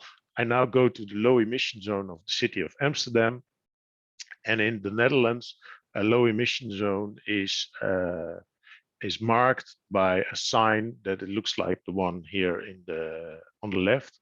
And if you're not Dutch, then it will be a hard word to express, milieuzone, meaning environmental zone. We call it environmental zone, which is a low emission zone, because this traffic sign means, according to the Dutch traffic law, that there is no access for any diesel powered vehicle in the geographic area that is on the right hand side. And then we get the exemptions that's provided with a sub sign that says it's permitted for vehicles and vans with an emission class of 4 for the engine, 5 and 6. And we also have this one for heavy lorries and buses. And these signs are related to the official vehicle categories M, N, O, L, which are regulated in European legislation. Then we have some additional exemptions stating that vehicles older than 40 years old are allowed, wheelchair accessible vehicles are allowed, and camper vans owned by the residents of the zone are allowed, which is a generic Dutch list of exemptions. And in Amsterdam, the city of Amsterdam also defined some additional exemptions, expressing that if you've bought a vehicle that fulfills the requirement of the low emission zone, you can get a permit for a few months that your vehicle is still allowed. If it doesn't, movers, circus and fair moving or mover vehicles, circus and fair vehicles can be exempted. Taxis with a date of first registration after the 1st of January 2009 are allowed, and vehicles adapted to enable disabled persons to drive with a minimum of €500 costs can get a permit. There are additional ones, but that's not too relevant now. For your convenience, if you look at an XML message, you see something like this, and this is not very well readable. So I used a different presentation technique, which is better understandable for us as human beings. And what you see here is that you have the vehicle access regulation in top, which is submitted by the City of Amsterdam. It has an ID, and it is a controlled zone regulation, which has several conditions expressed in a set of conditions that provide you all the information I just gave you in a functional scope. And the first one, the first condition is, of course, a validity. When is this UVAR started to get valid? Well, that was on the 1st of November last year. And then it has a location, which is a polygon representing the picture that was on the first slide. And then we have two conditions. We have the condition that gives you the restriction, and we have the negate column, which means accept. So here are the acceptance, the exemptions, and there are 9 exemptions for the low emission zone in the city of Amsterdam. And if we go in more detail about the vehicle characteristics that are exempted, then you see here that for all the vehicle category M is all person vehicles, people moving vehicles. That means buses, mini taxis, and normal cars. And N is to do with the vehicles for the transport of goods with the different weight classes, and all 3 of them are applicable here in Amsterdam. That's not necessarily true in the other cities of the Netherlands. And you see in the lower row that the vehicle condition is that this is valid for diesels. So all these vehicles have a joint expression, which you see on the top left. It's an AND condition, so that it means that they go together. And here for the vehicles, it's an OR condition, so one of the 4 is applicable. Then you are not allowed to enter the city, except, and then you get the 9 exemptions, the diesel with Euro 4, 5, or 6 engines. And then you see the same structure. You see that there is an exemption in the previous slide that's not shown here. But you see that the diesel vehicles with the vehicle characteristics in terms of emissions, Euro 4, Euro 5, Euro 6, are allowed to enter the zone. Then we have the exemption for the vehicle characteristics, that vehicles older than 40 years and the vehicles that are wheelchair accessible. That's also a vehicle condition. The first one has an age characteristics that it's older than 40 years, and the other one is a vehicle condition that it is a wheelchair accessible vehicle.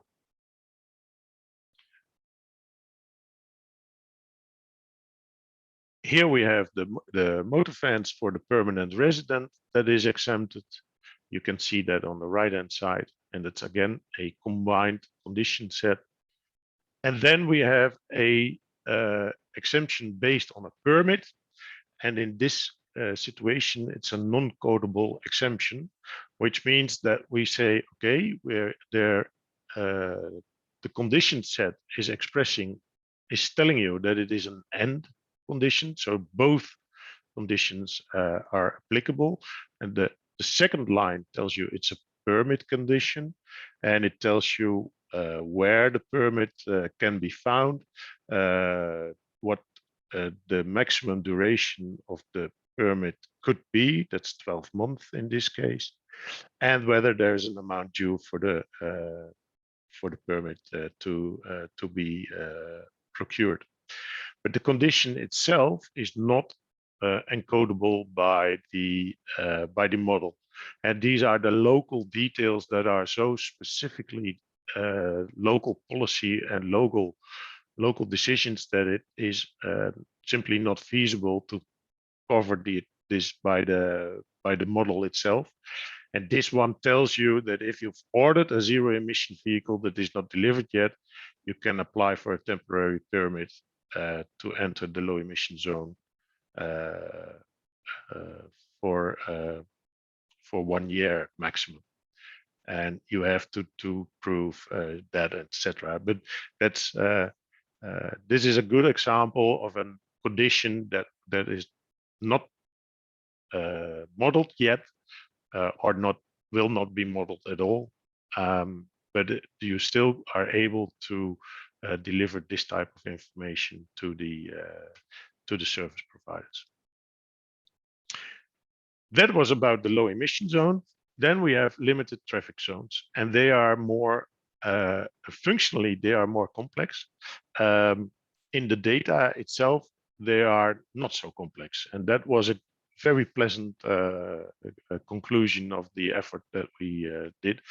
What you see here is the city of Amsterdam, and if you are aware of the geography of Amsterdam, then you see here the central station in the with all the gray, and you see the typical layout of the canals in Amsterdam.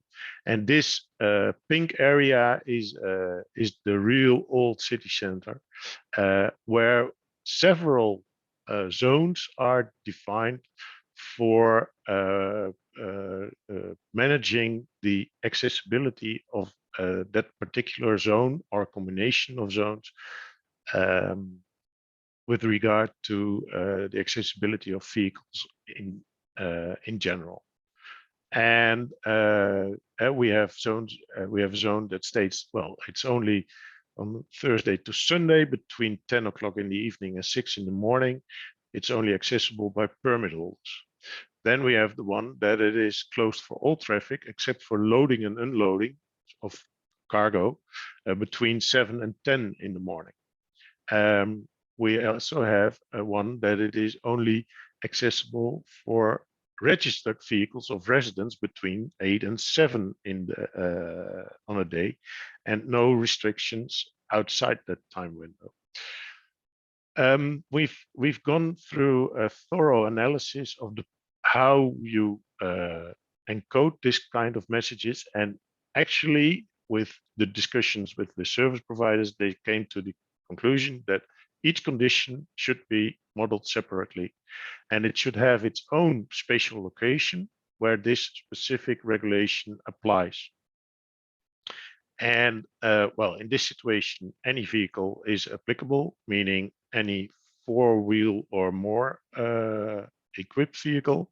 And the condition are that we have a time period from 7 in the morning till 11 in the morning on Monday, Tuesday, Wednesday, Thursday, Friday, and Saturday. And then loading and unloading is permitted. And the on Sundays from 12 to 12, loading and unloading as a whole is allowed. And we have a lot of variations in this model, but it is all expressible in the DATEX II message with the current state of the model.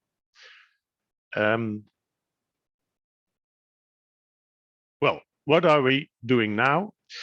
We are going through the validation whether the requirements of the cities are expressible in the model. We are also checking with the service providers whether this approach is fulfilling their requirements with regard to the services that they have in mind, whether the data provided in this way is usable for them. It's also an important step. And we are continuously processing the feedback, and we will generate a next version according to plan. And I'm on top of my head, I don't have the issuing date for that. And in that one, we will also address the non-traffic regulation order based UVARs. Like Lucy already said, in France and Italy, we know that not all UVARs are established based on a traffic regulation order, but there are other legal constructs, and we have to see how we can fit that in. And we see that some local requirements are more common than we thought in when we started, and it could be that will bring additional constructions in the data model to support these common requirements that might exist. So I am aware that might be a lot of information in a rather short time, but if there are any questions, please shoot. Okay, thank you, Bart. Very interesting. We'll have a look at the chat as well. There is a question from Olivier related to the previous question. So I hope that also in the chat, maybe Martin can, or Lucy or Pedro can have a go at that question. And before moving to the final presentation, and I'm aware we are running a little bit late, so I would, for those still interested, ask to stay on for another 15 minutes. There is the question how this all this data also would relate to other adjacent areas of activity, like charging infrastructure or formulating alternative means to travel inside the zone where an access regulation applies. Will DATEX II help the traveler with that aspect of dealing with access regulations as well, Bart? Well, that's an interesting question, and also a very challenging one. Especially the charging infra is usually operated by other entities than the parking operations, especially the on-street charging. And what we see is that, and it is a separate data category in the delegated regulation. So there are additional requirements and different requirements with regard to the provision of that kind of data. DATEX II is enabling that, and there is a big effort going on in the IDEX project to make sure that this type of data is also provided. The charging infra data is provided according to the delegated regulations. And one of the interesting things and challenges that we face is that we got a lot of requests. This information should be combined, and this is should be available also. And yes, we agree, but one answer, one big answer to solve this is not feasible. And there are new data concepts called linked open data, and the governance of a linked data ecosystem is for now one of the most promising concepts in which you can reuse data sets and only make sure that this linking of data elements of charging infra and parking can be made easily, where you reuse the data from the parking operator with the CPOs of the charging points, with the enforcement, parking tickets, what have you. And there's also a relation with the public transport infrastructure and so on. Yeah. Okay, very clear. There's a question also from Stephen Theobel about the relation with T and ITS, but I leave you to answer that in writing, Bart, if that's possible, because we have to move to the final speaker, which is Thomas Piribauer from Prisma, who will briefly explain how the DATEX II model is then used to build a tool for the cities and regions who want to input their data. So Thomas, the floor is yours. And yeah, sorry to have not been a great timekeeper, but I hope you can keep your presentation limited to about 10 minutes so we can end the workshop at 4:15. Yep. Okay, thank you very much, and I'll try to be as fast as I can. So I will talk about the UVAR Box tools, what happened so far, where we currently are, and what's planned for the next months, and just to give you a better insight on what the UVAR Box tools actually do. So to put this into context, I want to quickly show the process of creating UVARs, so a generalist overview that was developed in one of the previous tasks of the project, and where the tools actually can be put in place. So this is where the orange boxes are, let's say in the approval and documentation step and in the publication step.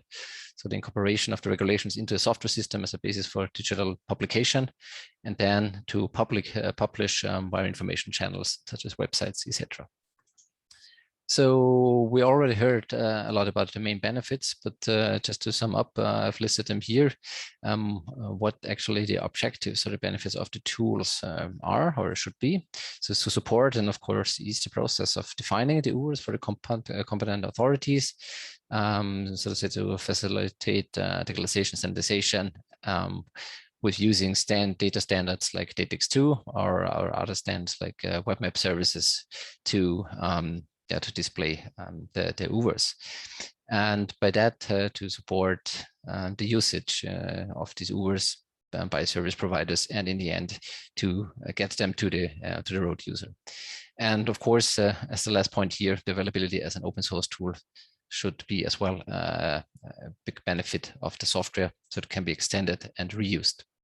So what are the main components of the UVAR Box tools? And there are three main components here, like the user interface, of course, the most important for the user. It's a web application that consists of authentication and the UVAR editor, where the UVAR data can be edited and viewed. And of course, there are import and export features. Then we have a backend logic and web services, but I will skip that for now regarding database access, etc. So how it can look like, or to tell you where we currently stand. So we're currently in the process of finalizing the functional specification of the tool, and to give you an overview how it can look like. We made some mock-ups. So this is not the actual tool because it's not available yet. So there's a mock-up that can explain the different parts of the application. So this is a quick overview. So what it consists of the tools is a map view on the left side. So you can see the different UVARs, UVAR types here in the map. And of course, as you know from other map-based tools, you have then tools to navigate the map, to zoom in, to query the features, etc. Synchronized with the map view on the left side, you have on the right side a list which consists of the objects currently seen in the map. And this list and also the map view can be filtered or searched for based on different criteria. So for example, here it is filtered for low emission zones and limited traffic zones. The user can then create an UVAR. So what then changes is that the list changes to a form here on the right side, where the user can input the data. And on the left side, you can see that the geometry of this one UVAR then changes so it can be edited. And yeah, so the main point here or the main interest here is in the form here on the right side. And the challenge here is that on the one hand, of course, it has to be user-friendly, but cover all the aspects that are needed for creating the DATEX II version of the UVAR. So here are just some basic attributes that are shown here. Of course, there are many, many more. And what is important here is that you have the DATEX II model behind the generation of this form, so that the enumerations, the attributes, etc., come from the base definition in the DATEX II model. Yeah, so as already shown by Bart, the DATEX II model somehow looks like this on the left, and the objective is to import, on the one hand, already existing DATEX II UVARs into the tool, so they can be displayed and edited in the tool, but also to export the UVARs in DATEX II format, so it can be used for other purposes later on. And to put this data flow somehow in the picture, I quickly go through this. So you can see in blue in the middle the application with the database where all the information is stored, and in green and light green you see what is the way how data can go into the system via DATEX II and go out of the system via DATEX II. And also there are is the opportunity to manually create with the client and UVAR, and also then to export it, of course, in DATEX II. And we also will have the option to somehow use semi-structured data that can be imported and then be manually edited in the tool and then complemented with additional information, so that all the attributes or everything is filled that is needed to get a DATEX II compliant data set. And yeah, as already mentioned, also the single digital gateway, we will try to then from DATEX II confirm to the format that is needed there, so we can get a human-readable document as well. But this will be based on the DATEX II message we will export. So this was a quick overview where we currently are. So what we are looking forward to is to finalize the functional specification together with the project partners involved in this task and start the software development. And as already mentioned by Pedro and by Martin Böhm about the further tasks that will start soon or are already started regard to tool acceptance, data collection, maintenance, and deployment scenarios, etc. So how the tool can actually then be deployed in the different countries. And yeah, that's it from my side. And thank you for your attention. And I hope it was not too long, Ivo. No, it was perfect. Also, looking at the clock, you did very well to explain a very complex tool to in a very overseeable way. So that brings us to the end of this workshop.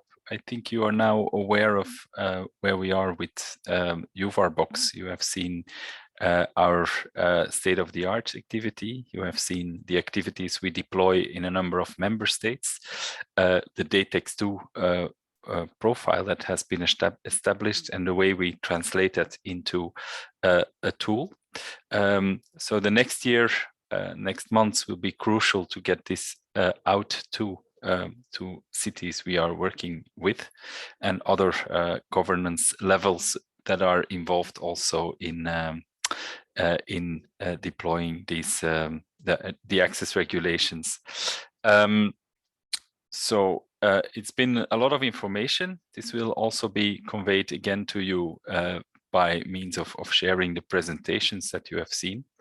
I also leave you the email address of my colleague Manon, who is happy to welcome further comments on the material you have seen.